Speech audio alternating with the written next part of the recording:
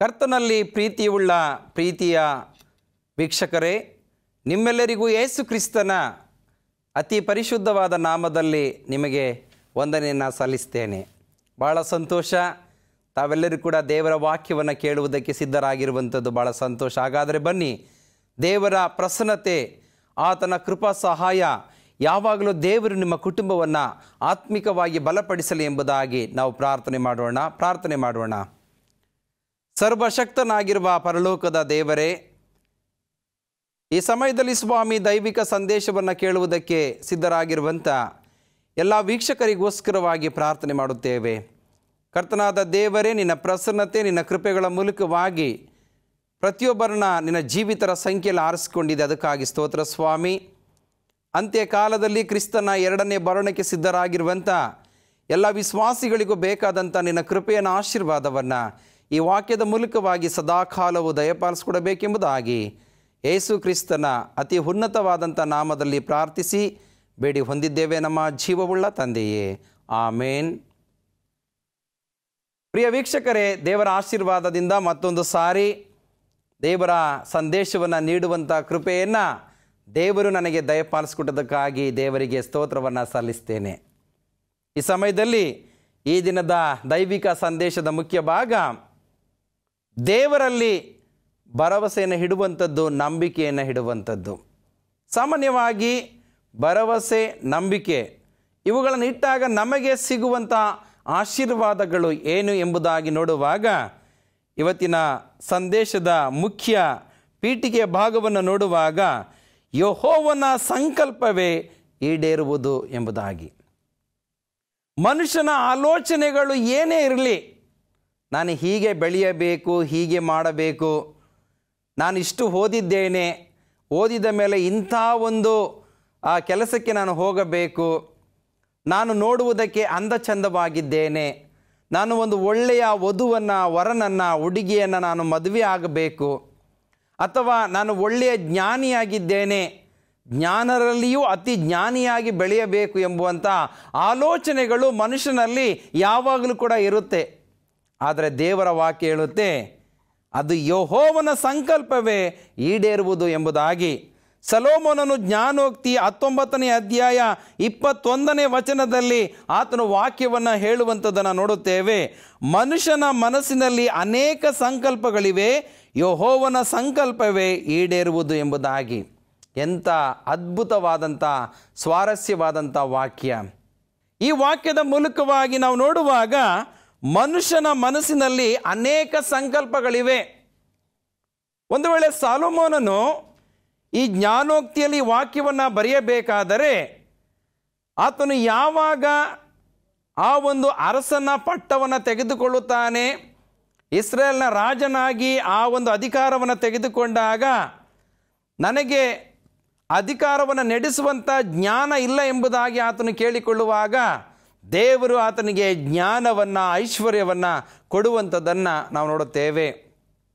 ಆದರೆ ಸೊಲೊಮೋನನ ಜೀವಿತದಲ್ಲಿ ಆತನು ದೇವರು ಕೊಟ್ಟಂಥ ಜ್ಞಾನವನ್ನು, ಐಶ್ವರ್ಯವನ್ನು ದುರುಪಯೋಗಪಡಿಸಿಕೊಂಡು ಆತನು ತನ್ನ ಜ್ಞಾನದ ಮೂಲಕವಾಗಿ ಹಣವನ್ನು ತೆಗೆದುಕೊಂಡು ಹೋಗಿ, ತನ್ನ ಐಶ್ವರ್ಯವನ್ನು ತೆಗೆದುಕೊಂಡು ಹೋಗಿ, ತನ್ನ ಜ್ಞಾನವನ್ನು ತೆಗೆದುಕೊಂಡು ಇನ್ನೊಬ್ಬರಿಗೆ ದುರುಪಯೋಗಪಡಿಸಿಕೊಳ್ಳುವಂಥದ್ದನ್ನು ನಾವು ನೋಡುತ್ತೇವೆ. ಪ್ರಿಯರೇ, ಆತನು ತನ್ನ ಜೀವಿತ ಕಾಲಘಟ್ಟದಲ್ಲಿ ಎಲ್ಲವನ್ನು ಅನುಭವಿಸಿ ಅನೇಕ ಅಸಹ್ಯ ಕಾರ್ಯಗಳಲ್ಲಿ ತನ್ನನ್ನು ತಾನು ತೊಡಗಿಸಿಕೊಂಡು ಎಲ್ಲ ಆಶೀರ್ವಾದವನ್ನು ಕೂಡ ಕಳೆದುಕೊಂಡ ಎಂಬುದಾಗಿ ನೋಡುತ್ತೇವೆ.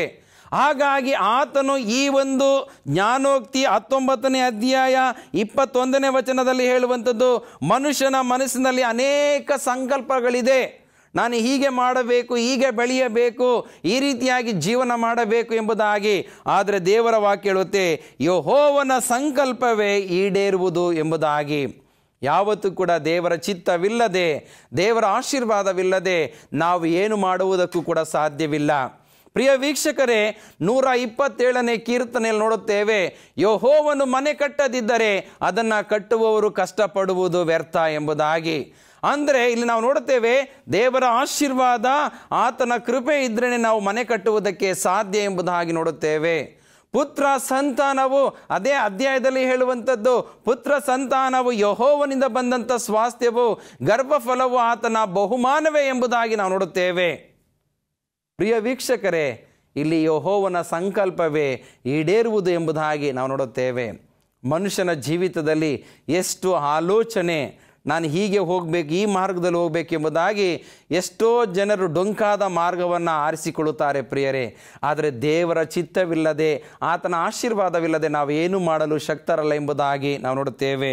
ಹಾಗಾಗಿ ಯೋಬನು ಕೂಡ ಅಲ್ಲಿ ಸ್ಪಷ್ಟವಾಗಿ ಆ ದೇವರ ಸಂಕಲ್ಪವೇ ಈಡೇರುವುದೆಂಬುದಾಗಿ ಆತನು ಕೂಡ ಅಲ್ಲಿ ಹೇಳುವನಾಗಿದ್ದಾನೆ. ಆ ವಾಕ್ಯವನ್ನು ನಾವು ನೋಡುವುದಾದರೆ ಯೋಬನ ಪುಸ್ತಕ 23ನೇ ಅಧ್ಯಾಯ 13ನೇ ವಚನದಿಂದ ನಾವು ಓದುತ್ತಾ ಬರುವುದಾದರೆ, ಆತನಂತೂ ಒಂದೇ ಮನಸ್ಸುಳ್ಳವನಾಗಿದ್ದಾನೆ, ತಿರುಗಿಸಬಲ್ಲವರು ಯಾರು? ದೇವರನ್ನು ನಾವು ಹತೋಟಿಯಲ್ಲಿ ಇಟ್ಟುಕೊಳ್ಳುವುದಕ್ಕೆ ಸಾಧ್ಯವಿಲ್ಲ ಪ್ರಿಯರೇ. ದೇವರು ನಮ್ಮನ್ನು ಹತೋಟಿಯಲ್ಲಿ ಇಟ್ಟುಕೊಳ್ಳುವುದಕ್ಕೆ ಶಕ್ತನಾಗಿದ್ದಾನೆ. ಆತನು ಪ್ರಕೃತಿಯನ್ನು ಹತೋಟಿಯಲ್ಲಿ ಇಟ್ಟುಕೊಳ್ಳುವಂಥ ಶಕ್ತನಾಗಿದ್ದಾನೆ. ನೋಡಿ, ನಾವು ಹೊಸ ಒಡಂಬಡಿಕೆ ಭಾಗದಲ್ಲಿ ಲೂಕನು ಬರೆದ ಸುವಾರ್ತೆ ಇರಬಹುದು, ಮಾರ್ಕನು ಬರೆದ ಸುವಾರ್ತೆಯಲ್ಲಿ ಯೇಸು ಕ್ರಿಸ್ತನು ಮತ್ತು ಆತನ ಶಿಷ್ಯರು ದೋಣಿಯಲ್ಲಿ ಪ್ರಯಾಣವನ್ನು ಮಾಡುವಂಥ ಸಮಯದಲ್ಲಿ ಬಿರುಗಾಳಿ ಬಂದಾಗ ಶಿಷ್ಯರು ಎದರಿ, ಗುರುವೇ ನಾವು ಸಾಯ್ತಾ ಇದ್ದೇವೆ, ನಾವು ಸಾಯ್ತಾ ಇರುವಾಗ ನಿದ್ರೆ ಮಾಡ್ತಾ ಇದೆಯಲ್ಲ, ದಯಮಾಡಿ ನಮ್ಮನ್ನು ಸಂರಕ್ಷಿಸು, ನಮಗೆ ಬೇಕಾದಂಥ ಅಭಯವನ್ನು ಕೊಡು ಎಂಬುದಾಗಿ ಹೇಳುವಾಗ ಯೇಸು ಕ್ರಿಸ್ತನು ಸಮುದ್ರವನ್ನು ಗದರಿಸಿ ಅದರ ಒಂದು ಭೋರ್ಗರತೆಯನ್ನು, ಅದರ ಒಂದು ಎಲ್ಲ ಒಂದು ಕಾರ್ಯಗಳನ್ನು ಆತನು ನಿಲ್ಲಿಸುವಂಥದ್ದನ್ನು ನಾವು ನೋಡುತ್ತೇವೆ. ಯೇಸು ಕ್ರಿಸ್ತನ ಮಾತಿಗೆ ಸಮುದ್ರವೂ ಕೂಡ, ಯೇಸು ಕ್ರಿಸ್ತನ ಮಾತಿಗೆ ಸಮುದ್ರವು ಕೂಡ ಶಾಂತವಾಯಿತು ಎಂಬುದಾಗಿ ನಾವು ನೋಡುತ್ತೇವೆ. ಅಂದರೆ ಪ್ರಕೃತಿ ದೇವರ ಮಾತನ್ನು ಕೇಳುವಂಥದ್ದಾಗಿದೆ. ಇವತ್ತಿನ ದಿನದಲ್ಲಿ ಎಷ್ಟೋ ಜನರು ದೇವರನ್ನೇ ಹಿಡಿತಕ್ಕೆ ಒಳಪಡಿಸಿಕೊಂಡು ಅವರು ಏನು ಮಾಡ್ತಾ ಇದ್ದಾರೆ ಎಂಬುದಾಗಿ ನೋಡುವಾಗ, ನನ್ನ ಸಂಕಲ್ಪವೇ ಈಡೇರಬೇಕು, ನಾನು ಹೇಳಿದ ಹಾಗೆ ನಡೆಯಬೇಕು ಎಂಬುದಾಗಿ ಅವರು ಯಾವಾಗಲೂ ತಮ್ಮ ಶಕ್ತಿಯನ್ನು ತೋರ್ಪಡಿಸುವಂಥದ್ದನ್ನು ನಾವು ನೋಡುತ್ತೇವೆ. ಪ್ರಿಯ ವೀಕ್ಷಕರೇ, ಇಂಥ ಸಮಯದಲ್ಲಿ ನಾವು ಯಾವಾಗಲೂ ಕೂಡ ದೇವರನ್ನು ಬಿಟ್ಟು ನಾವು ಯಾವುದೇ ಕಾರ್ಯವನ್ನು ಮಾಡುವುದಕ್ಕೆ ಹೋಗಬಾರದು ಪ್ರಿಯರೇ. ಅದಕ್ಕೋಸ್ಕರವಾಗಿ ದೇವರ ವಾಕ್ಯ ಹೇಳುವಂಥದ್ದು, ಮನುಷ್ಯನ ಮನಸ್ಸಿನಲ್ಲಿ ಅನೇಕ ಸಂಕಲ್ಪಗಳಿವೆ, ಆದರೆ ಯೆಹೋವನ ಸಂಕಲ್ಪವೇ ಈಡೇರುವಂಥದ್ದಾಗಿದೆ. ಯಾವ ಸಮಯದಲ್ಲಿ ಯಾವ ಫಸಲನ್ನು ಕೊಯ್ಯಬೇಕು, ಯಾವ ಬೀಜವನ್ನು ಬಿತ್ತಬೇಕು, ಯಾವ ಮಾರ್ಗದಲ್ಲಿ ನೀವು ಹೋಗಬೇಕೆಂಬುದಾಗಿ ದೇವರೇ ನಮಗೆ ಎಲ್ಲವನ್ನ ತಿಳಿಸಿಕೊಡುವುದಕ್ಕೆ ಶಕ್ತನಾಗಿದ್ದಾನೆ. ಅದಕ್ಕೆ ಯೋಬನು ಹೇಳುವಂಥದ್ದು ಮುಂದೆ 14ನೇ ವಚನದಲ್ಲಿ, ಅದೇ 23ನೇ ಅಧ್ಯಾಯ 14ನೇ ವಚನದಲ್ಲಿ, ನನ್ನ ವಿಷಯದಲ್ಲಿ ನೇಮಕವಾದದನ್ನು ಪೂರೈಸುವನಷ್ಟೇ, ಆತನಲ್ಲಿ ಇಂಥ ಸಂಕಲ್ಪಗಳು ಅನೇಕವಾಗಿವೆ. ಆತನು ಹೇಳುವಂಥದ್ದು, ನನ್ನ ಚಿತ್ತ, ನಾನು ಇಂಥ ಕಷ್ಟದಲ್ಲಿ ಬಿದ್ದಿರ್ಬೋದು, ತೊಂದರೆಗಳಲ್ಲಿ ಒಳಗಾಗಿರ್ಬೋದು, ಆದರೆ ನನ್ನ ಚಿತ್ತ ಏನೂ ಇಲ್ಲ, ಎಲ್ಲವೂ ಕೂಡ ಯೆಹೋವನ ಸಂಕಲ್ಪವೇ ಎಂಬುದಾಗಿ ಆತನಲ್ಲಿ ಹೇಳುವಂಥದ್ದನ್ನು ನೋಡುತ್ತೇವೆ. ಆದ ಕಾರಣ ನಾನು ಆತನ ಸನ್ನಿಧಿಗೆ ಗಾಬರಿಯಾಗಿದ್ದೇನೆ, ಇದನ್ನೆಲ್ಲ ಯೋಚಿಸಿಕೊಳ್ಳುವಾಗ ಆತನಿಗೆ ಅಂಜುತ್ತೇನೆ. ಯೋಬ ಹೇಳ್ತಾನೆ, ದೇವರ ಸಂಕಲ್ಪವೇ ಈಡೇರುವಾಗ ನಾನು ಆತನಿಗೆ ಅಂಜಿಕೊಂಡು ನಾನು ಜೀವಿಸ್ತಾ ಇದ್ದೇನೆ, ನಾನು ಆತನಿಗೆ ವಿಧೇಯನಾಗಿ ನಾನು ಜೀವಿಸುತ್ತೇನೆ ಎಂಬುದಾಗಿ ಹೇಳುವಂತ ನೋಡುತ್ತೇವೆ. ಅದೇ 16ನೇ ವಚನ, ನನ್ನ ಹೃದಯವನ್ನು ಕುಂದಿಸಿದವನು ದೇವರೇ, ನನ್ನನ್ನು ಗಾಬರಿಪಡಿಸಿದವನು ಸರ್ವಶಕ್ತನೇ. ಯಾವತ್ತು ನಾವು ಇನ್ನೊಬ್ಬರು ನಮ್ಮನ್ನು ಗಾಬರಿಪಡಿಸಿದ್ದಾರೆ, ಇನ್ನೊಬ್ಬರು ನಮ್ಮನ್ನು ಕುಂದಿಸಿದ್ದಾರೆ ಎಂಬುದಾಗಿ ತಿಳ್ಕೊಳ್ಬಾರ್ದು ಪ್ರಿಯರೇ. ಎಷ್ಟೋ ಸಾರಿ ನಾವು ದೇವರ ಸಮೀಪಕ್ಕೆ ಬರಲಿ ಎಂಬುದಾಗಿ ದೇವರು ಅನೇಕ ಕಷ್ಟ ಸಂಕಟಗಳನ್ನು ಕೊಟ್ಟು ನಮ್ಮನ್ನು ಆತನ ಸಮೀಪಕ್ಕೆ ಕರೆದುಕೊಂಡು ಬರುವಂಥದ್ದನ್ನು ನಾವು ನೋಡುತ್ತೇವೆ. ಪ್ರಿಯ ಆತ್ಮೀಯ ದೇವ ಜನರೇ, ಈ ವಾಕ್ಯವನ್ನು ಕೇಳುತ್ತಾ ಇರುವಂಥ ನಿಮ್ಮ ಜೀವಿತದಲ್ಲಿ ಇವತ್ತು ದೇವರಲ್ಲಿ ಭರವಸೆ ಮತ್ತು ನಂಬಿಕೆಯನ್ನು ಇಟ್ಟಾಗ ದೇವರು ನಿಮ್ಮ ಸಂಕಲ್ಪವನ್ನು ಈಡೇರಿಸುವುದಕ್ಕೆ ಶಕ್ತನಾಗಿದ್ದಾನೆ. ನಿಮ್ಮ ಆಲೋಚನೆಗಳಿಗೆ, ನಿಮ್ಮ ಪ್ರಾರ್ಥನೆಗೆ ಉತ್ತರವನ್ನು ಕೊಡುವುದಕ್ಕೆ ಶಕ್ತನಾಗಿದ್ದಾನೆ. ಆ ಸರ್ವಶಕ್ತನಾಗಿರುವ ದೇವರಿಗೆ ನಿಮ್ಮ ತನುಮನ ದನಗಳಿಂದ ಸ್ತೋತ್ರ ವಿಜ್ಞಾಪನೆಗಳನ್ನು ಸಲ್ಲಿಸುವಾಗ ದೇವರು ನಿಮ್ಮನ್ನು ಎಲ್ಲ ವಿಷಯದಲ್ಲಿ ಕೂಡ ಬಿಡುಗಡೆಯನ್ನು ಗೊಳಿಸುವುದಕ್ಕೆ ಶಕ್ತನಾಗಿದ್ದಾನೆ. ಯಾಕೆಂದರೆ ಅದೇ ಯೋಬನು ಬರೆದಂಥ ಪುಸ್ತಕ ಪುಸ್ತಕ 23ನೇ ಅಧ್ಯಾಯ 17ನೇ ವಚನ ಹೇಳುತ್ತೆ, ನಾನು ಆಳಾದದಕ್ಕೆ ಈ ಅಂಧಕಾರವು ನಿಮಿತ್ತವಲ್ಲ, ನನ್ನ ಮುಖವನ್ನು ಕವಿದಿರುವ ಕಾರ್ಗತ್ತಲು ಕಾರಣವಲ್ಲ ಎಂಬುದಾಗಿ ಆತನು ಹೇಳುವಂಥದ್ದನ್ನು ನೋಡುತ್ತೇವೆ.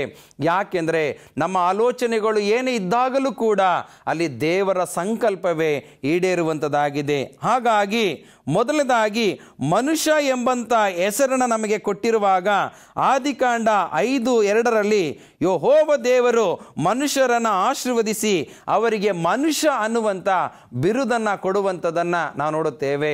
ಇವತ್ತು ಮನುಷ್ಯರನ್ನಾಗಿ ನಮ್ಮ ಮಕ್ಕಳು ಎಂಬುದಾಗಿ ಕರೆಸಿಕೊಂಡಿರುವಂಥ ನಮ್ಮ ಜೀವಿತದಲ್ಲಿ ನಮ್ಮ ಸಂಕಲ್ಪವೇ ಈಡೇರುತ್ತೆ ಎಂಬುದಾಗಿ ನಾವು ದೇವರನ್ನ ಬಿಟ್ಟು ನಾವು ಯಾವತ್ತೂ ಕೂಡ ಹೋಗಬಾರದು ಎಂಬುದಾಗಿ ನಾವು ನೋಡುತ್ತೇವೆ. ಇಂಥ ಸಮಯದಲ್ಲಿ ನಾವು ಮತ್ತೊಂದು ಆಲೋಚನೆಯನ್ನು ನೋಡುವಾಗ, ಎರಡನೇದಾಗಿ ಮನುಷ್ಯರ ಆಲೋಚನೆ ಹೇಗಿದೆ ಎಂಬುದಾಗಿ ನೋಡುವಾಗ ಆದಿಕಾಂಡ 11ನೇ ಅಧ್ಯಾಯಕ್ಕೆ ನಮ್ಮ ಸತ್ಯವೇದವನ್ನು ನಾವು ತೆಗೆದು ಅದನ್ನು ಓದುವುದಾದರೆ ಅಲ್ಲಿ ದೇವರ ವಾಕ್ಯವು ಈ ರೀತಿಯಾಗಿ ನಮ್ಮನ್ನು ಎಚ್ಚರಿಸುವಂಥದ್ದಾಗಿದೆ. ಪ್ರಿಯರೇ, 11ನೇ ಅಧ್ಯಾಯ 1 ಮತ್ತು 9 ನಾವು ಓದುತ್ತಾ ಬರುವುದಾದರೆ ಅಲ್ಲಿ ದೇವರ ವಾಕ್ಯವನ್ನು ನಾವು ನೋಡುತ್ತೇವೆ. ಆದಿಕಾಂಡ 11ನೇ ಅಧ್ಯಾಯ 1ರಿಂದ 9ನೇ ವಚನ, 4ನೇ ವಚನವನ್ನು ಓದುವುದಕ್ಕೆ ಇಷ್ಟಪಡುತ್ತೇನೆ. ಒಂದು ಪಟ್ಟಣವನ್ನು, ಆಕಾಶವನ್ನು ಮುಟ್ಟುವ ಗೋಪುರವನ್ನು ಕಟ್ಟಿ ದೊಡ್ಡ ಹೆಸರನ್ನು ಪಡೆಯೋಣ. ಹೀಗೆ ಮಾಡಿದರೆ ಭೂಮಿಯ ಮೇಲೆಲ್ಲ ಚದುರುವುದಕ್ಕೆ ಆಸ್ಪದವಾಗುವುದಿಲ್ಲ ಅಂದುಕೊಂಡರು. ಕಟ್ಟುವಾಗ ಕಲ್ಲಿಗೆ ಬದಲಾಗಿ ಇಟ್ಟಿಗೆಯನ್ನು, ಸುಣ್ಣಕ್ಕೆ ಬದಲಾಗಿ ಕಲ್ಲರಗನ್ನು ಉಪಯೋಗಿಸಿದರು ಎಂಬುದಾಗಿ ನಾವು ನೋಡುತ್ತೇವೆ.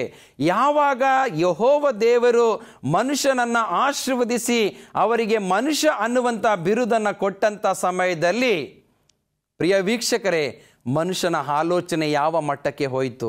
ದೊಡ್ಡ ಗೋಪುರವನ್ನೇ ಕಟ್ಟುವುದಕ್ಕೆ ಪ್ರಾರಂಭಿಸಿದ. ಅವನ ಒಂದು ಆಲೋಚನೆ ದೇವರನ್ನು ನಾನು ಮುಟ್ಟಬೇಕು, ದೇವರ ಆಲೋಚನೆಗಿಂತಲೂ ನಾನು ಶ್ರೇಷ್ಠನಾಗಿ ಮುಟ್ಟಬೇಕು ಅನ್ನುವಂಥ ಕೆಟ್ಟ ಆಲೋಚನೆಗೆ ಒಳಗಾಗಿ ಆತನು ಆ ಒಂದು ಬಾಬೇಲ್ ಗೋಪುರವನ್ನು ಕಟ್ಟುವಂಥದ್ದನ್ನು ನಾವು ನೋಡ್ತೇವೆ. ಪ್ರಿಯರೇ, ಇಂಥ ಒಂದು ಸಮಯದಲ್ಲಿ ನರಪುತ್ರರು ಕಟ್ಟುತ್ತಿದ್ದ ಆ ಪಟ್ಟಣದ ಗೋಪುರವನ್ನು ನೋಡುವುದಕ್ಕೆ ಯೆಹೋವನು ಇಳಿದು ಬಂದನು. ನೋಡಿದ ಮೇಲೆ ಆತನು, ಇವರು ಒಂದೇ ಜನಾಂಗ, ಇವರೆಲ್ಲರಿಗೂ ಒಂದೇ ಭಾಷೆ, ಪ್ರಾರಂಭದಲ್ಲಿ ಇಷ್ಟು ದೊಡ್ಡ ಕೆಲಸ ಮಾಡುವವರಾಗಿರಲು ಮುಂದೆ ಏನು ಆಲೋಚಿಸಿದರೂ ಇವರಿಗೆ ಅಸಾಧ್ಯವಲ್ಲ ಎಂಬುದಾಗಿ ಮನುಷ್ಯನ ಒಂದು ಆಲೋಚನೆ, ಅವನ ಒಂದು ಶ್ರಮವನ್ನು ನೋಡಿದಂಥ ದೇವರು ಅಲ್ಲಿ ಭಾಷೆಯ ತಾರುಮಾರುಗಳನ್ನು ಮಾಡುವಂಥದ್ದನ್ನು ನಾವು ನೋಡುತ್ತೇವೆ. ಅಂದರೆ ಯಾವಾಗ ದೇವರು ನಮ್ಮನ್ನು ಪ್ರೀತಿಯಿಂದ ನಮಗೆ ಒಂದು ಹೆಸರನ್ನು ಕೊಟ್ಟಾಗ, ಪ್ರೀತಿಯಿಂದ ಮನುಷ್ಯರು ನಮ್ಮನ್ನು ಇಸ್ರೇಲ್ ಜನಾಂಗ, ರಾಜವಂಶಸ್ಥರು, ಯಾಜಕರು ಅನ್ನುವಂಥ ಎಲ್ಲ ಒಂದು ಅಧಿಕಾರವನ್ನು ಕೊಟ್ಟಾಗ ನಾವೇನು ಮಾಡ್ತಾ ಇದ್ದೇವೆ? ದುರ್ಬಳಕೆ ಮಾಡ್ಕೊಳ್ತಾ ಇದ್ದೇವೆ. ಉದಾಹರಣೆಗೆ ನಿಮಗೆ ಇನ್ನೂ ಅರ್ಥವಾಗಬೇಕು ಎಂಬುದಾಗಿ ಹೇಳುವುದಾದರೆ, ಇವಾಗ ಪಾಸ್ಟರ್ ಅನ್ನುವಂಥ ಸಭಾ ಪಾಲಕರು ಎಂಬುದಾಗಿ ಕರೆಸಿಕೊಂಡಿರ್ತಾರೆ. ಪ್ರಿಯರೇ, ಅವರು ಏನು ಮಾಡುವಂಥದ್ದು ಎಂಬುದಾಗಿ ನೋಡುವಾಗ, ದೇವರೇ ನಾನೇ ಶ್ರೇಷ್ಠನು, ನನ್ನಿಂದಲೇ ಎಲ್ಲವೂ ಸಾಧ್ಯ ಎಂಬುದಾಗಿ ದೇವರಿಗೆ ಸರಿ ಸಮಾನನಾಗಿ ಜೀವಿಸುವುದಕ್ಕೆ ಪ್ರಯತ್ನಿಸುವಂಥದ್ದನ್ನು ನಾವು ನೋಡ್ತೇವೆ. ಪ್ರಿಯರೇ, ಇಂಥ ಆಲೋಚನೆಯನ್ನು ನಾವು ಮಾಡಲಿಕ್ಕೆ ಹೋಗಬಾರ್ದು. ಅಥವಾ ದೇವರು ಒಬ್ಬನ ಹೆಸರನ್ನು ಪ್ರಖ್ಯಾತಿಗೆ ತೆಗೆದುಕೊಂಡು ಬಂದಂಥ ಸಮಯದಲ್ಲಿ ಆತನು ಆ ಹೆಸರನ್ನು ದುರ್ಬಳಕೆ ಮಾಡಿಕೊಳ್ಳುವಂಥದ್ದನ್ನು ನೋಡುತ್ತೇವೆ. ನಾನೇ ಶ್ರೇಷ್ಠನು, ನನ್ನಿಂದಲೇ ಎಲ್ಲವೂ ಸಾಧ್ಯ ಎಂಬುದಾಗಿ ಆತನು ಅಹಂಕಾರದಲ್ಲಿ ಜೀವಿಸುವಂಥದ್ದನ್ನು ನಾವು ನೋಡುತ್ತೇವೆ. ಪ್ರಿಯರೇ, ನಾವು ಒಂದು ತಿಳ್ಕೊಳ್ಬೇಕು, ಯಾವುದೇ ಘನತೆ ಗೌರವ ಅನ್ನುವಂಥದ್ದು ನಮಗಿದ್ರೆ ಅದು ದೇವರ ಒಂದು ಆಶೀರ್ವಾದ ಎಂಬುದಾಗಿ ನಾವು ತಿಳ್ಕೊಳ್ಬೇಕೇ ಹೊರತು ನಾವು ಅದಕ್ಕಿಂತ ಮಿಗಿಲಾಗಿ ನಡೆದುಕೊಳ್ಳುವಂಥದ್ದು ಇದೆಯಲ್ಲ, ಅದು ತಪ್ಪು ಎಂಬುದಾಗಿ ಇವತ್ತಿನ ಸಂದೇಶದಲ್ಲಿ ನಾವು ಎಚ್ಚರಿಕೆಯನ್ನು ಪಡೆದುಕೊಳ್ಬೇಕಾಗಿದೆ. ಯಾಕೆಂದರೆ ಮನುಷ್ಯನ ಮನಸ್ಸಿನಲ್ಲಿ ಅನೇಕ ಸಂಕಲ್ಪಗಳಿವೆ, ಆದರೆ ಯೆಹೋವನ ಸಂಕಲ್ಪವೇ ಅದು ಈಡೇರುತ್ತೆ ಎಂಬುದಾಗಿ ನೋಡುತ್ತೇವೆ. ಹಾಗಾಗಿ ಮನುಷ್ಯರ ಆಲೋಚನೆಗಳು ಏನೇ ಇದ್ದರೂ ಕೂಡ ಅದು ದೇವರ ಆಲೋಚನೆ ಇಲ್ಲದೆ ಅದು ನೆರವೇರುವುದಕ್ಕೆ ಸಾಧ್ಯವಿಲ್ಲ ಎಂಬುದಾಗಿ ತಿಳ್ಕೊಳ್ಬೇಕು. ಮೂರನೇದಾಗಿ ಜಂಬ ಅಥವಾ ನಾನತ್ವ ಇರಬಾರದು ಎಂಬುದಾಗಿ ನಾವು ನೋಡುತ್ತೇವೆ. ಮನುಷ್ಯನ ಜೀವಿತದಲ್ಲಿ ಈ ಜಂಬ ಅಥವಾ ನಾನತ್ವ ಅಥವಾ ನಾನೇ, ನನ್ನಿಂದಲೇ ಎಲ್ಲವೂ ಸಾಧ್ಯ ಎಂಬುದಾಗಿ ಅಂಥ ಕೆಟ್ಟ ಆಲೋಚನೆ ಇರಬಾರದು ಎಂಬುದಾಗಿ ನೋಡುತ್ತೇವೆ. ಇದಕ್ಕೆ ಉದಾಹರಣೆಯಾಗಿ ದಾನಿಯೇಲನ ಪ್ರವಾದನೆ ಗ್ರಂಥ 4ನೇ ಅಧ್ಯಾಯ 30ನೇ ವಚನದಲ್ಲಿ ನಾವು ನೋಡುತ್ತೇವೆ, ನೆಬೂಕದ್ನೆಚ್ಚರನ ರಾಜನು ಇಗೋ ನಾನು ಕಟ್ಟಿಸಿದ ಬಾಬೆಲ್ ಎಂಬುದಾಗಿ ಕೊಚ್ಚಿಕೊಳ್ಳುವಂಥದ್ದನ್ನು ನಾವು ನೋಡುತ್ತೇವೆ. ಅದನ್ನು ಓದುವುದಾದರೆ ದಾನಿಯೇಲನ ಪ್ರವಾದನೆ ಗ್ರಂಥಕ್ಕೆ ನಮ್ಮ ಸತ್ಯವೇದವನ್ನು ತೆಗೆಯೋಣ. ದಾನಿಯೇಲನ ಪ್ರವಾದನೆ ಗ್ರಂಥ 4ನೇ ಅಧ್ಯಾಯ 30ನೇ ವಚನ. ನನ್ನ ಮಹಿಮೆಯು ಪ್ರಸಿದ್ಧಿಗೆ ಬರುವಂತೆ ನನ್ನ ಸಾಮರ್ಥ್ಯ ಬಲದಿಂದ ರಾಜ ನಿವಾಸಕ್ಕಾಗಿ ನಾನು ಕಟ್ಟಿಸಿಕೊಂಡಿರುವ ಇಗೋ ಮಹಾಪಟ್ಟಣವಾದ ಬಾಬೆಲ್ ಎಂದು ಕೊಚ್ಚಿಕೊಂಡನೆಂಬುದಾಗಿ ನಾವು ನೋಡುತ್ತೇವೆ. ಪ್ರಿಯ ವೀಕ್ಷಕರೇ, ನಮ್ಮಲ್ಲಿ ಅಹಂಕಾರ, ಅಹಂಭಾವ, ನಾನತ್ವ ಇರಬಾರದು. ನೆಬೂಕದ್ನೆಚ್ಚರನ ಜೀವಿತದಲ್ಲಿ ಆತ ನೆನೆಸಿದ ನನ್ನ ಸಂಕಲ್ಪವೇ ಈಡೇರುತ್ತದೆ ಎಂಬುದಾಗಿ. ಆದರೆ ಆತನ ಸಂಕಲ್ಪ ಈಡೇರಲಿಲ್ಲ ಪ್ರಿಯರೇ. ಆತನು ಒಬ್ಬ ಹುಚ್ಚನಾಗಿ ಹುಲ್ಲನ್ನು ಮೇಯುವಂಥ ಸ್ಥಿತಿಗೆ ಹೋದ ಪ್ರಿಯರೇ. ಯಾವಾಗಲೂ ನಾವು ಕೊಚ್ಚಿಕೊಳ್ಳಿಕ್ಕೆ ಹೋಗಬಾರ್ದು. ನಮ್ಮಲ್ಲಿರುವಂಥ ಅಹಂಕಾರ, ಅಹಂಭಾವನ ಬಿಟ್ಬಿಡಬೇಕು. ಇವತ್ತು ನಾನೊಂದು ಘನತೆಯಲ್ಲಿ ಇದ್ದರೆ ಅದು ದೇವರ ಆಶೀರ್ವಾದ ಎಂಬುದಾಗಿ ತಿಳ್ಕೊಳ್ಬೇಕು. ನಮ್ಮ ಘನತೆ, ನಮ್ಮ ಗೌರವವನ್ನು ದುರುಪಯೋಗ ಪಡಿಸ್ಕೊಳ್ಬಾರ್ದು ಪ್ರಿಯರೇ. ಯಾವಾಗ ದುರುಪಯೋಗ ಪಡಿಸ್ಕೊಳ್ತೇವೆ, ಅನೇಕ ಸಮಯದಲ್ಲಿ ನಾವೇ ಕಷ್ಟಕ್ಕೆ ಒಳಗಾಗುವಂಥದ್ದನ್ನು ನಾವು ನೋಡುತ್ತೇವೆ. ಇಂಥ ಪರಿಸ್ಥಿತಿಗೆ ಯಾಕೆ ಮನುಷ್ಯ ಹೋಗ್ತಾ ಇದ್ದಾನೆ ಎಂಬುದಾಗಿ ನೋಡುವಾಗ ಆತನು ದೇವರಲ್ಲಿ ಭರವಸೆಯನ್ನು ಇಟ್ಟಿಲ್ಲ, ಆತನು ದೇವರಲ್ಲಿ ನಂಬಿಕೆ ಇಟ್ಟಿಲ್ಲ. ಆತನು ಈ ಲೋಕದ ಹಣ ಆಸ್ತಿ ಮನುಷ್ಯರ ಮೇಲೆ ಭರವಸೆಯನ್ನು ಇಟ್ಟಿದ್ದಾನೆ. ಈ ಲೋಕದ ಹಣ ಆಸ್ತಿಯಲ್ಲಿ ನಂಬಿಕೆಯನ್ನು ಇಟ್ಟಿದ್ದಾನೆ ಪ್ರಿಯರೇ. ಆತನಲ್ಲಿ ಪಾಪದ ಕೃತ್ಯಗಳು ಜಾಸ್ತಿ ಆಗ್ತಾ ಇದೆ. ಆತನಿಗೆ ದೇವರ ಭಯ ಇಲ್ಲ, ದೇವರ ಭಕ್ತಿ ಇಲ್ಲ, ಸಭೆಯ ಪ್ರೀತಿ ಇಲ್ಲ, ಕುಟುಂಬದ ಪ್ರೀತಿ ಇಲ್ಲ, ಮಕ್ಕಳ ಪ್ರೀತಿ ಇಲ್ಲ. ಇಂಥ ಎಲ್ಲ ಆಲೋಚನೆಗಳು ಬಂದಾಗ ಆತನಲ್ಲಿ ಯಾವಾಗ ಐಶ್ವರ್ಯ ಜಾಸ್ತಿ ಆಗುತ್ತೆ, ಆತನು ಎಲ್ಲವನ್ನ ಮರೆತು ಆತನು ಅನೇಕ ಪಾಪದ ಜೀವಿತಕ್ಕೆ ಹೋಗಿ ಅಹಂಕಾರ, ಅಹಂಭಾವ, ಅಧಿಕಾರದ ಬಲದಿಂದ ಜನರಿಗೆ ತೊಂದರೆ ಪಡಿಸುತ್ತಾ ಇರುವಂಥದ್ದನ್ನು ಇವತ್ತು ನಮ್ಮ ಸಮಾಜದಲ್ಲಿ ಎಷ್ಟೋ ವ್ಯಕ್ತಿಗಳನ್ನು ನಾವು ಉದಾಹರಣೆಯಾಗಿ ತೆಗೆದುಕೊಳ್ಬೋದು ಪ್ರಿಯರೇ. ಆದುದರಿಂದ ಅದು ಸಭೆ ಇರಬಹುದು, ಸಮಾಜ ಇರಬಹುದು, ಕುಟುಂಬ ಇರಬಹುದು, ಯಾರು ಕೂಡ ಅಹಂಕಾರ, ಅಹಂಭಾವ, ಗರ್ವದಿಂದ ಜೀವಿಸುವಾಗ ಅನೇಕ ಕಷ್ಟಗಳಿಗೆ ನಾವು ತುತ್ತಾಗ್ತೇವೆ. ಅಂಥ ಕಷ್ಟಗಳಿಗೆ ನಾವು ಹೋಗಬಾರದು ಎಂಬುದೇ ದೇವರ ಒಂದು ಎಚ್ಚರಿಕೆ ಕೂಡ ಆಗಿದೆ. ಪ್ರಿಯ ವೀಕ್ಷಕರೇ, ಈ ಕಾರ್ಯಕ್ರಮದ ಮೂಲಕವಾಗಿ ಎರಡನೇದಾಗಿ ನಾವು ಮನುಷ್ಯರ ಆಲೋಚನೆಗಳಿಗೆ ಒಳಗಾಗಬಾರ್ದು. ಮೂರನೇದಾಗಿ ಜಂಬ ಅಥವಾ ನಾನತ್ವ, ಗರ್ವ, ಅಹಂಕಾರ ಇರಬಾರ್ದು. ನಾಲ್ಕನೇದಾಗಿ ನಾಳೆ ಎಂದು ಕೊಚ್ಚಿಕೊಳ್ಳಬೇಡ. ಜ್ಞಾನೋಕ್ತಿ 27ನೇ ಅಧ್ಯಾಯ 1ನೇ ವಚನದಲ್ಲಿ ನಾವು ನೋಡುತ್ತೇವೆ. ಅದನ್ನು ಓದುವುದಾದರೆ, ನಾಳೆ ಎಂದು ಕೊಚ್ಚಿಕೊಳ್ಳಬೇಡ, ಒಂದು ದಿನದೊಳಗೆ ಏನಾಗುವುದೋ ನಿನಗೆ ತಿಳಿಯೋದು. ಎಷ್ಟೋ ಜನ ಹೇಳ್ತಾರೆ, ನಾಳೆ ಈ ಕೆಲಸ ಮಾಡೋಣ, ನಾಳೆ ಆ ಕೆಲಸಕ್ಕೆ ಹೋಗೋಣ, ಅಥವಾ ಮುಂದಿನ ದಿನ ಈ ಕೆಲಸ ಮಾಡೋಣ ಎಂಬುದಾಗಿ ಅವರ ಪ್ರಯತ್ನದಲ್ಲಿ ಅವರು ಮಾತನಾಡುತ್ತಾರೆ ಪ್ರಿಯರೇ. ಆದರೆ ಇಲ್ಲಿ ದೇವರ ವಾಕ್ಯ ಸ್ಪಷ್ಟವಾಗಿ ಹೇಳುತ್ತೆ, ನಾಳೆ ಎಂದು ಕೊಚ್ಚಿಕೊಳ್ಳಬೇಡ. ಜ್ಞಾನೋಕ್ತಿ 27ನೇ ಅಧ್ಯಾಯ 1ನೇ ವಚನ. ನಾಳೆ ಎಂದು ಕೊಚ್ಚಿಕೊಳ್ಳಬೇಡ, ಒಂದು ದಿನದೊಳಗೆ ಏನಾಗುವುದೋ ನಿನಗೆ ತಿಳಿಯೋದು. ಇವತ್ತಿದ್ದಂಥ ಮನುಷ್ಯ ನಾಳೆ ಇರಲ್ಲ ಪ್ರಿಯರೇ. ಕ್ಷಣಾರ್ಧದಲ್ಲಿ ಅವನು ಸಾಯ್ತಾ ಇದ್ದಾನೆ, ಕ್ಷಣಾರ್ಧದಲ್ಲಿ ಮಾಯವಾಗ್ತಾ ಇದ್ದಾನೆ. ಅದಕ್ಕೋಸ್ಕರವಾಗಿ ದೇವರ ವಾಕ್ಯದಲ್ಲಿ ಮನುಷ್ಯನ ಜೀವಿತವನ್ನು ಬಾಡಿ ಹೋಗುವ ಹುಲ್ಲಿಗೆ ಹೋಲಿಸಿದ್ದಾನೆ, ಬಾಡಿ ಹೋಗುವ ಹೂವಿಗೆ ಹೋಲಿಸಿದ್ದಾನೆ, ಬಾಡಿ ಹೋಗುವ ಹಬೆಗೆ, ಬಾರಿ ಹೋಗುವಂಥ ಆ ಒಂದು ಹಬೆಗೆ ಹೋಲಿಸಿರುವಂಥದ್ದನ್ನು ನಾವು ನೋಡುತ್ತೇವೆ. ಇಂಥ ಜೀವಮಾನ ಕಾಲಘಟ್ಟದಲ್ಲಿ ನಾವು ಜೀವಿಸುವಾಗ ನಮ್ಮ ಜೀವಿತ ಏನಾಗಿರಬೇಕು ಪ್ರಿಯರೇ? ನಮ್ಮಲ್ಲಿರುವಂಥ ಗರ್ವ, ಅಹಂಕಾರ, ಅಹಂಭಾವನ ಬಿಡೋಣ. ನಮ್ಮ ಸಂಕಲ್ಪವೇ ನೆರವೇರ್ತದೆ ಎಂಬುದಾಗಿ ನಾವು ತಿಳಿದುಕೊಳ್ಳುವುದು ಬೇಡ. ನಮ್ಮದೇ ಯಾವುದೇ ಸಂಕಲ್ಪಗಳಿದ್ದರೂ ಕೂಡ ಅಲ್ಲಿ ಯೆಹೋವನ ಸಂಕಲ್ಪವೇ ಈಡೇರುತ್ತೆ ಎಂಬುದಾಗಿ ನಾವು ನೋಡುತ್ತೇವೆ.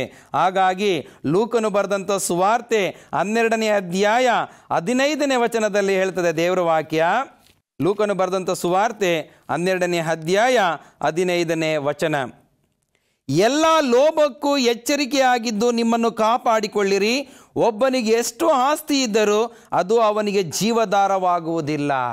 ಎಂಥ ಅದ್ಭುತವಾದಂಥ ವಾಕ್ಯ, ಎಚ್ಚರಿಕೆಯ ವಾಕ್ಯವಾಗಿದೆ ಪ್ರಿಯರೇ. ಎಲ್ಲ ಲೋಭಕ್ಕೂ ಎಚ್ಚರಿಕೆಯಾಗಿರಿ. ಪ್ರಿಯ ವೀಕ್ಷಕರೇ, ಎಲ್ಲ ಲೋಭಕ್ಕೂ ಎಂಬುದಾಗಿ ನೋಡುವಾಗ ಗರ್ವ, ಅಹಂಕಾರ, ಅಹಂಭಾವ, ಕಾಮ, ಕ್ರೋಧ, ಮತ್ಸರ, ಹಗೆತನ, ಹೊಟ್ಟೆ ಕಿಚ್ಚು, ಕಕ್ಷಭೇದ, ಭಿನ್ನಮತ, ಕುಡಿಕತನ, ದುಂದವತನ, ಇಂಥ ಎಲ್ಲ ಲೋಭಕ್ಕೂ ನಾವು ಎಚ್ಚರಿಕೆಯಾಗಿರಬೇಕಾಗಿದೆ. ನಿಮ್ಮನ್ನು ಕಾಪಾಡಿಕೊಳ್ಳಿರಿ. ನಮ್ಮ ಹೃದಯವನ್ನು ಕಾಪಾಡಿಕೊಳ್ಳಬೇಕಾಗಿದೆ. ನಮ್ಮ ಜೀವಿತವನ್ನು ಕಾಪಾಡಿಕೊಳ್ಳಬೇಕಾಗಿದೆ. ಒಬ್ಬನಿಗೆ ಎಷ್ಟು ಆಸ್ತಿ ಇದ್ದರೂ ಅದು ಅವನಿಗೆ ಜೀವಧಾರವಾಗುವುದಿಲ್ಲ ಪ್ರಿಯರೇ. ಆತನು ಸಾಯುವಂಥ ಸಮಯದಲ್ಲಿ ಯಾವುದು ಕೂಡ ಬರುವುದಿಲ್ಲ ಎಂಬುದಾಗಿ ನಾವು ನೋಡುತ್ತೇವೆ.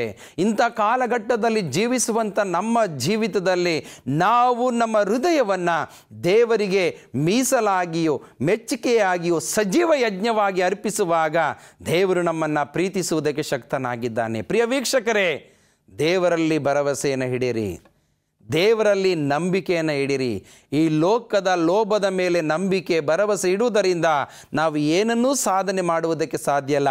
ಅದನ್ನೇ ದೇವರ ವಾಕ್ಯ ಹೇಳುತ್ತೆ. ಒಬ್ಬನಿಗೆ ಎಷ್ಟು ಆಸ್ತಿ ಇದ್ದರೂ ಅದು ಅವನಿಗೆ ಜೀವಧಾರವಾಗುವುದಿಲ್ಲ ಎಂದು ಆತನು ಒಂದು ಸಾಮ್ಯವನ್ನು ಕೂಡ ಹೇಳುವಂಥದ್ದನ್ನು ನೋಡುತ್ತೇವೆ. ಆದುದರಿಂದ ಇಂಥ ಪರಿಸ್ಥಿತಿಗೆ ನಾವು ಹೋಗಬಾರದು. ಒಬ್ಬ ಮನುಷ್ಯ ಏನು ಮಾಡ್ತಾನೆ, ತನ್ನ ಆಸ್ತಿಯನ್ನು ಸಂಪಾದನೆ ಮಾಡಿಸಿಕೊಂಡು ಆತನ ಕೂಡಿಸಿಕೊಂಡು ಮತ್ತೊಂದು ಕಣಜವನ್ನು ಆತನು ಕಟ್ಟಿ ಒಳ್ಳೆಯ ಸುಖಭೋಗಗಳಿಂದ ಆತನು ಜೀವಿಸುವಂಥದ್ದನ್ನು ನಾವು ನೋಡುತ್ತೇವೆ. ಇಂತಹ ಸಮಯದಲ್ಲಿ ದೇವರು ಬಂದು ಹೇಳುವಂಥದ್ದು ಅದೇ ಲೂಕನು ಬರೆದ ಸುವಾರ್ತೆ 18ನೇ ಅಧ್ಯಾಯ 19ನೇ ವಚನ ನೋಡುವಾಗ ಅಲ್ಲಿ ದೇವರ ವಾಕ್ಯ ಹೇಳುತ್ತೆ, ನನ್ನ ಜೀವಾತ್ಮಕ್ಕೆ ಜೀವವೇ, ಅನೇಕ ವರ್ಷಗಳಿಗೆ ಬೇಕಾದಷ್ಟು ಸರಕು ನಿನಗೆ ಬಿದ್ದದೆ, ವಿಶ್ರಮಿಸಿಕೋ, ಊಟ ಮಾಡು, ಕುಡಿ, ಸುಖಪಡು ಎಂದು ಹೇಳುವೆನು ಅಂದುಕೊಂಡನು. ಆದರೆ ದೇವರು ಅವನಿಗೆ, ಬುದ್ಧಿಹೀನನು ನೀನು. ಪ್ರಿಯ ವೀಕ್ಷಕರೇ, ದೇವರು ಹೇಳುವಂಥ ಮಾತು, ಬುದ್ಧಿಹೀನನು ನೀನು. ಇವತ್ತು ರಾತ್ರಿ ನಿನ್ನ ಪ್ರಾಣವನ್ನು ನಿನ್ನ ಕಡೆಯಿಂದ ಕೇಳುವರು, ಆಗ ನೀನು ಸಿದ್ಧ ಮಾಡಿಟ್ಟಿರುವುದು ಯಾರಿಗಾಗುವುದು ಎಂದು ಹೇಳಿದನು. ತನಗೋಸ್ಕರ ದ್ರವ್ಯವನ್ನಿಟ್ಟುಕೊಂಡು ದೇವರ ವಿಷಯಗಳಲ್ಲಿ ಐಶ್ವರ್ಯವಂತನಾಗದೇ ಇರುವವನು ಅವನಂತೆ ಇದ್ದಾನೆ ಅಂದನು.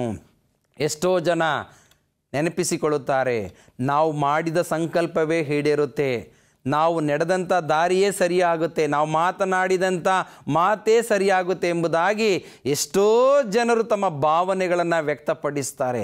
ಎಷ್ಟೋ ಜನರು ಅಹಂಕಾರ, ಗರ್ವದಿಂದ ಅವರು ಹೇಳಿದ ಹಾಗೆ ಅವರು ಜೀವಿಸಲಿಕ್ಕೆ ಹೋಗ್ತಾರೆ ಪ್ರಿಯರೇ. ಆದರೆ ದೇವರ ವಾಕ್ಯ ಹೇಳುತ್ತೆ, ಒಂದು ವೇಳೆ ರಾತ್ರಿಯಲ್ಲಿ ದೇವರು ಬಂದು ನಿನ್ನ ಪ್ರಾಣವನ್ನು ತೆಗೆಯುವುದಾದರೆ ನೀನು ಕೂಡಿಸಿಟ್ಟಂಥ ದ್ರವ್ಯವು ಯಾರಿಗಾಗುತ್ತೆ ಎಂಬುದಾಗಿ. ಹಾಗಾಗಿ ನಾವು ದೇವರಲ್ಲಿ ಭರವಸೆಯನ್ನು ಇಡೋಣ, ದೇವರಲ್ಲಿ ನಂಬಿಕೆ ಇಡೋಣ. ನಾಳೆ ಎಂದು ಕೊಚ್ಚಿಕೊಳ್ಳಬಾರದು, ನಮ್ಮಲ್ಲಿ ಜಂಬ ಇರಬಾರದು. ಮನುಷ್ಯರ ಆಲೋಚನೆಗಳು ಏನೇ ಇರಬಹುದು, ಆದರೆ ದೇವರ ಆಲೋಚನೆಯೇ ಬೇರೆ. ದೇವರು ನಮಗೆ ಅವನವನ ನಡತೆಗೆ ತಕ್ಕಂಥ ಒಂದು ಪ್ರತಿಫಲವನ್ನು ಕೊಟ್ಟಿರುವಾಗ, ನಮಗೆ ಒಂದೊಂದು ಆಶೀರ್ವಾದಗಳನ್ನು ಕೊಟ್ಟಿರುವಾಗ ನಾವು ಅದನ್ನು ದುರುಪಯೋಗ ಪಡಿಸಿಕೊಳ್ಳದೆ ಅದನ್ನು ಅಗಮ್ಯವಾದದೆಂದು ಎಣಿಸಿಕೊಂಡು ನಾವು ಕ್ರಿಸ್ತನ ಮಕ್ಕಳಾಗಿ ನಾವು ಜೀವಿಸುವಾಗ ದೇವರು ನಮ್ಮನ್ನು ಆತ್ಮನ ಬಲದಿಂದ ಕಾಪಾಡುವುದಕ್ಕೆ ಶಕ್ತನಾಗಿದ್ದಾನೆ. ಆ ದೇವರಿಗೆ ನಿಮ್ಮ ಹೃದಯವನ್ನು ಅರ್ಪಿಸಿರಿ. ದೇವರ ಆಶೀರ್ವಾದ ಯಾವಾಗಲೂ ನಿಮ್ಮ ಕುಟುಂಬದಲ್ಲಿ ಇರಲಿ ಎಂಬುದೇ ನನ್ನ ಪ್ರಾರ್ಥನೆಯಾಗಿದೆ. ದೇವರ ವಾಕ್ಯವನ್ನು ಸಮಯದಲ್ಲಿ ಅದ್ಭುತವಾಗಿ ಕಾಪಾಡಲಿ. ಆಮೇನ್. ಪ್ರಾರ್ಥನೆ ಮಾಡೋಣ. ಸರ್ವಶಕ್ತನಾದಂಥ ದೇವರೇ, ಕನಿಕರವುಳ್ಳ ತಂದೆ, ಸಕಲ ವಿಧವಾಗಿ ಸಂತೈಸುವಂಥ ದೇವರೇ, ಸ್ವಾಮಿ, ಒಂದು ಕಾರ್ಯಕ್ರಮವನ್ನು ವೀಕ್ಷಣೆ ಮಾಡುತ್ತಾ ಇರುವಂಥವರಿಗೆ ಯಾವುದಾದರೂ ಅನಾರೋಗ್ಯದ ಸಮಸ್ಯೆಗಳು ಒಂದು ವೇಳೆ ಇರುವುದಾದರೆ ಅವರಿಗೆ ಎಲ್ಲ ವಿಷಯದಲ್ಲೂ ಬಿಡುಗಡೆಯನ್ನು ದಯಪಾಲಿಸಿಕೊಡು ಸ್ವಾಮಿ. ಅವರ ಕುಟುಂಬ, ಮಕ್ಕಳು, ಅವರು ತಮ್ಮ ಕೆಲಸಕ್ಕೆ ಹೋಗುವಾಗ ಬರುವಾಗ, ವ್ಯವಸಾಯಕ್ಕೆ ಹೋಗುವಾಗ ಬರುವಾಗ ಬೇಕಾದಂಥ ಮಳೆಯನ್ನು, ಬೇಕಾದಂಥ ಉತ್ತಮ ಬೆಳೆಯನ್ನು, ಮಕ್ಕಳ ವಿದ್ಯಾಭ್ಯಾಸದಲ್ಲಿ ಪರೀಕ್ಷೆಗಳನ್ನು ಬರೆಯುವಾಗ ನಿನ್ನ ಆಶೀರ್ವಾದವನ್ನು ಕೊಟ್ಟು ಅವರನ್ನು ಹೇರಳವಾಗಿ ಬಲಪಡಿಸು. ಪ್ರಾರ್ಥನೆಯನ್ನು ಕೇಳಿದ್ದಕ್ಕಾಗಿ ಸ್ತೋತ್ರ ಸ್ವಾಮಿ. ಎಲ್ಲ ಘನಮಾನ ಮಹಿಮೆ ನಿನ್ನೊಬ್ಬನಿಗೆ ಸಲ್ಲಿಸುತ್ತಾ ಯೇಸುವಿನ ನಾಮದಲ್ಲಿ ಪ್ರಾರ್ಥಿಸುತ್ತೇವೆ ನಮ್ಮ ತಂದೆಯೇ, ಆಮೇನ್. ಪ್ರಿಯ ವೀಕ್ಷಕರೇ, ಈ ಕಾರ್ಯಕ್ರಮದ ಮೂಲಕವಾಗಿ ಪ್ರಾರ್ಥನಾ ಬೇಡಿಕೆ ಇರುವುದಾದರೆ ಈ ಕೆಳಕಂಡ ದೂರವಾಣಿಯ ಸಂಖ್ಯೆಗೆ ತಾವು ಕರೆಯನ್ನು ಮಾಡಿರಿ.